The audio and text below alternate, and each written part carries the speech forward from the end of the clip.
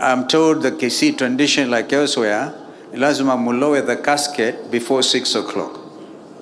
That effectively means mimi sitaongea, nitakuja tu niseme pole, and that's why he came. My friend Fred Matiang'i has given the condolences of our other brothers. Some are traveling, some like Natembea under stress.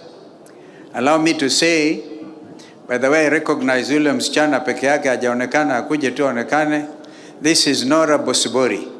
She's a Kisii lady, most schooled in ICT. Hawa ndio atahakikisha Ruto hataiba kura. And she's running for election in Dagoretti North.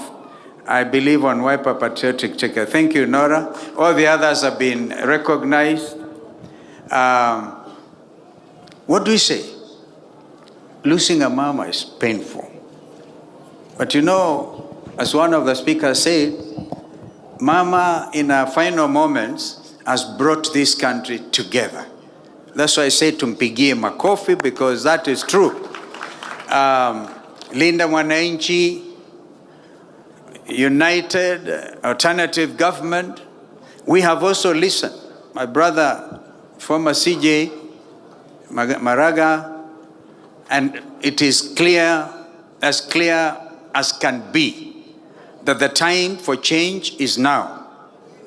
It is clear that William Ruto is going to be one term. It is very clear. But we must recognize that election is also a process. And Dugu Jim Orengo, we've come a long way. We should not give up. We are nearly there. We are nearly there for the sake of this country, to deliver real change and to deliver a nation that is going to stand together. A democratic state, not a monarchy, as Jim has reminded us. And so, my friends, when William Ruto came to Kisii, alisema kwamba atawapatieni vijana and Linda something nyota.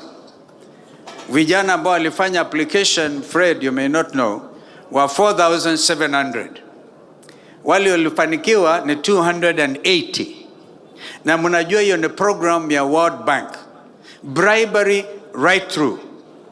What we must do, fellow Kenyans, is to make sure between now and the next August, not this one, in 2027, we will not allow William Ruto room to manipulate the people of Emur Dikir.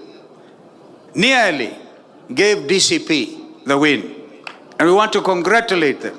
We want to congratulate the people of Emur Dikir. As we know, they're in the Rift Valley. The call for one term is countrywide. And therefore, mimi naona tu korera zangu. Usiku ndio huyo, mama lazima apumzike. Tutarudi tena Kisii. Lakini tunawapa hakikisho jinsi tunavyoweza. Tutashikamana pamoja. Some of us have the history of saying, so and so is better than me. We can't all be the same. And I think what we stress here is the team, and the trim, and the team, and the team. Our brother Maraga, you'll not be moving along with us. Sasa njoo, tusonge pamoja, and other people. We have listened to Linda Mwananchi. We congratulate you. This country has changed. But as it is, we must now protect. We know that a ruling has been made as we sit here today in Malava, in the Malava by-election. Again, the last beacon of hope is our judiciary. We don't want to see what has happened in Malava today. Pressure. Wewe judge, usipofanya hii, utaenda nyumbani. We also want to see, because our brother Chief Justice Maraga left at least a proud legacy. We would want to see what happened in Malava. We all know they didn't win. UDA did not win in Emur Dikir. UDA did not win in Mbeere North. And UDA were defeated. We are going to employ a different strategy. Al-Kalau tutawashinde in round one, not even round one. Kabla hata saa 10. Kwa hivyo, it is now 20 minutes 20 minutes to 6 o'clock. And I must stop. Tunamwenzi umama. I had occasion to serve with Dr. Zachary Ogongo. Dr. Zachary Onyonka. There was also Zachary Ogongo, by the way, who was a very famous administrator. But Onyonka was himself, because we see a lot of our late brother, Dr. Onyonka, in Senator Huyu. When he started defending the auctioning of Jomo Kenyatta International Airport, Kenyans thought he was joking. He succeeded.